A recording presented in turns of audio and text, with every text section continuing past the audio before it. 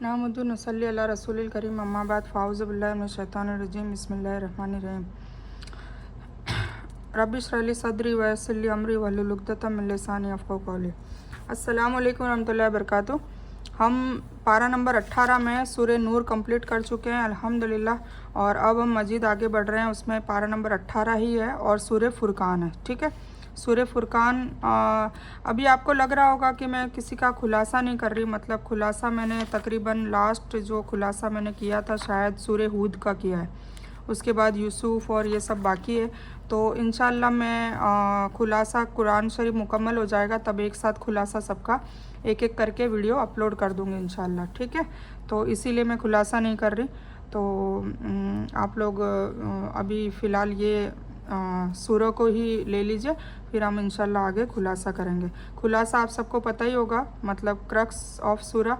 Crux मतलब सूरह का निचोड़, उसको एक छोटी सी लैंग्वेज में बताना, बयान करना कि पूरी सूरह में क्या क्या मंजर चल रहा है, तो उसको कहते हैं खुलासा। ठीक है, तो हम स्टार्ट करते हैं। औज़ु बिल्लाहि मिनश शैतानिर रजीम बिस्मिल्लाहिर रहमानिर रहीम। सूरतुल फुरकान। सूरह फुरकान मक्का में नाजिल हुई और इसमें 77 आयतें और 6 रुकू है।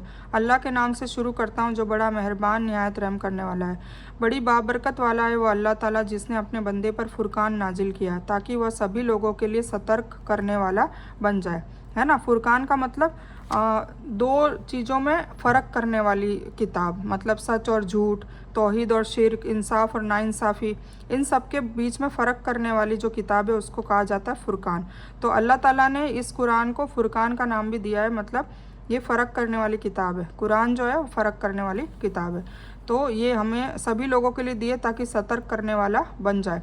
उसी अल्लाह की मिल्कियत है आकाश और धरती पर, और वह कोई औलाद नहीं रखता, न उसके मुल्क में उसका कोई साझीदार है, और हर चीज़ को उसने पैदा करके एक निर्धारित रूप दे दिया है। और उन लोगों ने अल्लाह के सिवाय जिन्हें अपने इलाह बना रखे हैं वे किसी चीज़ को पैदा नहीं कर सकते, बल्कि वे खुद किसी के ज़रिए पैदा किए जाते हैं। यह खुद अपने फ़ायदे नुकसान का इख्तियार नहीं रखते, और न ज़िंदगी मौत का, और न दोबारा जी उठने के वे मालिक है। फिर भी हम लोग नाउज़ुबिल्लाह कुछ लोग उसको अल्लाह के अलावा माबूद बनाए बैठे हैं। और काफिरों ने कहा कि यह तो बस उसका खुद बनाया हुआ झूठ है जिस पर दूसरे लोगों ने भी उसकी मदद की है। हकीकत में ये काफिर बड़े ही जालिम और नीरे झूठ के लाने वाले हुए हैं। यहाँ देखो आ गया है, फुरकान का मतलब है सच और झूठ, तौहीद और शिर्क, और इंसाफ नाइंसाफ़ी के बीच में फ़र्क करने वाला। इस कुरान ने खोलकर इन बातों को वाज़ेह कर दिया है, इसीलिए इसे फुरकान कहा गया है। इससे भी मालूम हुआ कि नबी सल्लल्लाहु अलैहि वसल्लम की नबूवत सारी दुनिया के लिए है, और आप सल्लल्लाहु अलैहि वसल्लम सभी इंसान और जिन के लिए रहनुमा और पैगंबर बनाकर भेजे हुए हैं ना। सिर्फ मुसलमान के लिए नहीं, पूरी इंसानियत के लिए हुजूर पाक सल्लल्लाहु अलैहि वसल्लम रसूल बनाकर भेजे गए हैं। मूर्ति पूजक कहते थे कि मोहम्मद सल्लल्लाहु अलैहि वसल्लम ने यह किताब गढ़ने में यहूदियों या उनके कुछ आज़ाद किए हुए गुलाम जैसे अबू फ़किया, यसार, अंदास और जबा वगैरह से मदद ली है, जैसा कि सूरह अन-नहल 103 में इसका ज़रूरी बयान गुजर चुका है। यहाँ कुरान ने इस इल्ज़ाम को जालिम और झूठा बताया है। भला एक अनपढ़ इंसान दूसरों की मदद के ऐसी किताब पेश कर सकता है जो सफाई और भाषा शैली और फसाद में बेमिसाल हो। हकीकत और मार्फत के बयान में भी अकेला इंसान ही ज़िंदगी के लिए आवश्यक हुक्म और नियम की तफसीली बयान में भी लाजवाब हो, और भूत की खबरें और भविष्य में होने वाली घटनाओं का भी पता देने और बयान में भी उसकी सच्चाई साबित हो, है ना। इस कुरान में पास्ट भी दे रखा है, फ्यूचर भी दे रखा है, प्रेजेंट भी दे रखा है। तो ये सारी चीज़ें कोई एक इंसान कैसे गढ़ सकता है। तो ये बताया जा रहा है कि जो ये इल्ज़ाम लगा रहे हैं हुजूर पाक सल्लल्लाहु अलैहि वसल्लम पे वो बिल्कुल ही झूठा है और ये जालिम है। और यह भी कहा कि यह पहलों की झूठी कहानियां हैं जो उसने लिख रखी है, मतलब पहले की कौमों की जो किस्से हैं वो भी ऐसा उन्होंने बता दिया कुफ़ार मक्का ने कि ये झूठी कहानियां हैं, बस वही सुबह शाम उसके सामने पढ़ी जाती है। कह दीजिए कि इसे तो उस अल्लाह ने नाजिल किया है जो आकाश और धरती की सभी छिपी बातों को जानता है। बेशक वह बड़ा बख्शने वाला और रहम करने वाला है। और उन्होंने कहा कि यह कैसा रसूल है कि भोजन करता है और बाज़ारों में चलता फिरता है, उसके पास कोई फरिश्ता क्यों नहीं भेजा जाता कि वह भी उसके साथ होकर डराने वाला बन जाता है। मतलब कुफ़ार मक्का ये कहा करते थे कि एक रसूल जो है, नबी जो है, वो हम जैसों में से कैसे हो सकता है, वो एक फ़रिश्ता होना चाहिए था या कोई मौजज़े वाला होना चाहिए था, वो खाना भी खाता है हम जैसे दिनचर्या भी वो जीता है, उसके भी बीवी बच्चे हैं, तो वो लोगों को एक्सेप्ट करना बहुत भारी हो गया था कि हुजूर पाक से समी रसूल है। या उसके पास कोई खजाना ही डाल दिया जाता, या उसका कोई बाग होता जिसमें से यह खाता, या उन जालिमों ने कहा तुम तो ऐसे इंसान के पीछे ओली हो जिस पर जादू कर दिया। मतलब वो दूसरों को भी भड़काते थे जो इस्लाम में ले आए थे कि तुम तो एक जादूगर के जादू में फंस चुके हो, नाउजुबिल्ला।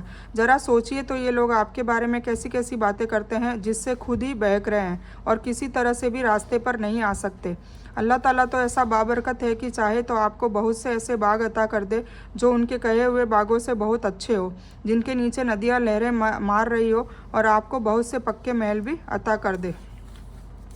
बात यह है कि लोग क़यामत को झूठ समझते हैं और क़यामत को झुठलाने वालों के लिए हमने भड़कती हुई आग तैयार कर रखी है। जब वह इन्हें दूर से देखेगी तो यह उसका गुस्से से विफरना और चिंगाड़ना सुनेंगे, और जब यह नरक के किसी तंग जगह में बांध कर फेंक दिए जाएंगे तो वहाँ अपने लिए मौत ही मौत पुकारेंगे। उनसे कहा जाएगा आज एक ही मौत को न पुकारो बल्कि बहुत सी मौतों को पुकारो। आप कह दीजिए कि क्या यह अच्छा है या वह दायमी जन्नत जिसका वादा परहेजगारों को दिया गया है, जो उनका बदला है और उनके लौटने का मूल स्थान है। वे जो चाहेंगे उनके लिए वहाँ मौजूद होगा, हमेशा रहने वाले। यह तो आपके रब का वादा है जिसकी मांग की जानी चाहिए। ठीक है, मतलब नेकोकारों के लिए जन्नत की बशारत है, और जो कुफ्र करेंगे और जो शिर्क करेंगे उनके लिए जहन्नम की बशारत है। यानी जहन्नमी जब जहन्नम के अजाब से घबराकर तमन्ना करेंगे कि उन्हें मौत आ जाए, वे तबाही के घाट उतर जाए, तो उनसे कहा जाएगा कि अब एक मौत को नहीं कई मौतों को पुकारो। मतलब यह है कि अब तुम्हारी तकदीर में कई तरह के अजाब है, यानी मौत ही मौत है। तुम कहाँ तक मौत की मांग करोगे, क्योंकि वहाँ तो मौत होगी नहीं, नाउजुबिल्ला। यह इशारा है नरक के बयान अजाबों की तरफ जिनमें नरकवासी जकड़े हुए होंगे। यह अच्छा है कि जो कुफ्र और मूर्ति पूजा का बदला है, या वह स्वर्ग जिसका वादा अल्लाह से डरने वालों को उनके लिए अल्लाह से डर और अल्लाह के हुक्म की पैरवी करने पर दिया गया था। मतलब अल्लाह ताला बता रहा है कि क्या अच्छा होगा कि तुम दुनिया में मेरी पैरवी करते हो, मेरे हुक्म को बजा लाते हो, मुझसे डरते हो, मेरी इबादत करते हो, मुझी को समझते हो, तो उसके लिए मैं जन्नत दूंगा, ये अच्छा है। या फिर तुम मेरे आयतों का इनकार करते हो और लोगों को भी बरखलाते हो और शिर्क करते हो, मेरे अलावा किसी और माबूद की पूजा करते हो, तो तुम्हारे लिए फिर जहन्नम की आग हमेशा हमेशा के लिए। तो तुम्हारे लिए क्या अच्छा है, तुम खुद सोचो। ठीक है, तो ये अल्लाह ताला बता रहे हैं। यह सवाल जहन्नम में किया जाएगा, है ना, ये सवाल जो है वो जहन्नम में किया जाएगा, लेकिन उसे यहाँ इसलिए बयान किया गया है शायद नरकवासियों के इस नतीजे से नसीहत हासिल करके लोग अल्लाह का डर और उसके हुक्म की पैरवी का रास्ता अपना ले और इस बुरे अंजाम से बच जाएं जिसका जिक्र यहाँ किया गया है। अल्लाह ताला कितना रहमान और रहीम है कि बार बार ये कहकर हमें डराना इसलिए चाहता है कि हम लोग शायद डर जाएं और डर के मारे फिर तौबा कर लें, और मूर्ति पूजक भी तौबा कर लें और अल्लाह की रज़ा रुजू में आ जाए और अल्लाह से माफ़ी मांग ले और अपनी आखिरत को सुधार ले। तो अल्लाह ताला इसलिए उनको मौके दे रहा है और ये सब समझाने की इसीलिए अल्लाह ताला ने ज़रूरत समझी है। वे जवाब देंगे तू पाक है। अब वहाँ पर वो जवाब देंगे तू पाक है, खुद हमें यह मुनासिब नहीं था कि तेरे सिवाय दूसरों को अपना वली बनाते। हकीकत यह है कि तूने इन्हें और इनके बुजुर्गों को खुशहाली अता की, यहाँ तक कि यह नसीहतें भुला बैठे। ये लोग थे ही हलाकत के लायक। तो उन्होंने तो तुम्हें तुम्हारी सारी बातों में झुठलाया। अब न तो तुम में अपनी सजा फेरने की ताकत है, न मदद करने की। तुम में से जिसने जुल्म किया है हम उसे सख्त अजाब का मजा चखाएंगे। और हमने आपसे पहले जितने भी रसूल भेजे सबके सब खाना भी खाते थे, बाजारों में भी चलते फिरते थे, और हमने तुम में से हर एक को दूसरे के इम्तिहान का जरिया बना दिया। क्या तुम सब्र करोगे? और तेरा रब सब कुछ देखने वाला है। दुनिया में अल्लाह के सिवाय जिनकी इबादत की जाती रही है और की जाती रहेगी, उनमें खनिज पदार्थ मतलब पत्थर, लकड़ी और दूसरे धातुओं की मूर्तियां हैं जो बेजान हैं, और अल्लाह के नेक बंदे भी हैं जो जानदार हैं। मतलब अल्लाह के नेक बंदों की भी पूजा पाठ होती रही है, जैसे हज़रत उजैर अलैहिस्सलाम, हज़रत मसीह ईसा अलैहिस्सलाम और दूसरे भी नेक लोग। इसी तरह फरिश्तों और जिन्नातों के भी पुजारी होंगे। अल्लाह ताला बेजान चीज़ों को भी अकल और समझ और बोलने की ताकत अता करेगा और उन सभी देवताओं से पूछेगा कि बताओ मेरे बंदों को तुमने अपनी इबादत का हुक्म दिया था या ये अपनी मर्जी से तुम्हारी इबादत करके भटके थे। मतलब मूर्तियों को भी आवाज़ दे देगा और वो उनसे पूछा जाएगा कि क्या तुमने ऐसा कहा था या ये खुद ही अपनी मर्जी से तुम्हारी इबादत करके भटक रहे थे। ये अल्लाह ताला का कौल है जो मूर्ति पूजकों को मुखातिब करके अल्लाह ताला कहेगा कि तुम जिनको अपना देवता समझते थे उन्होंने तो तुम्हें तुम्हारी बातों में झूठा कह दिया। मतलब ये सारे लोग मना कर देंगे कि नहीं यार, अब तू पाक है और मतलब तू ही बुजुर्ग के लायक है और तू ही इबादत के लायक है, हमने ये कुछ नहीं कहा था। मूर्तियाँ भी मना कर देगी, सारे देवता भी मना कर देंगे, और जो नबी हैं, नेक लोग हैं, वली हैं, औलिया, सब के सब हाथ खड़े कर देंगे। तब अल्लाह ताला क्या कहेगा कि अब देखो, तुम जिनको अपना देवता समझते थे उन्होंने तो तुम्हें तुम्हारी बातों में झूठा कह दिया है ना, उन्होंने तो झुठला दिया कि हमने नहीं कहा था। तो फिर तुमने देख लिया कि उन्होंने तुमसे अलग होने का ऐलान कर दिया है, या जिनको तुम अपना समझते थे वे मददगार साबित नहीं हुए। अब क्या तुम्हारे अंदर ये ताकत है कि तुम मेरे अजाब को अपने ऊपर से टाल सको और अपनी मदद कर सको, है ना। कितनी बड़ी बात हो गई। मतलब वहाँ पर इबलिस भी, इवन इबलिस भी हाथ खड़े कर देगा कि यार अब ये तो तूने मुझे वरदान दिया था और मैं इनको भटका रहा था, पर ये भटकने वाले कैसे। तो कोई भी साथ नहीं देगा, जिसको यहाँ माबूद मान रहे हैं वो खुद हाथ खड़े कर देंगे। तो फिर वहाँ पर किसकी मदद लेकर आएंगे, या खुद मदद अपनी कर सकते हैं कि नहीं। जुल्म से मुराद वही शिर्क है, जैसा कि पहले कॉल से वाजह है, और कुरान में दूसरी जगह पर शिर्क बहुत बड़ा जुल्म कहा गया है।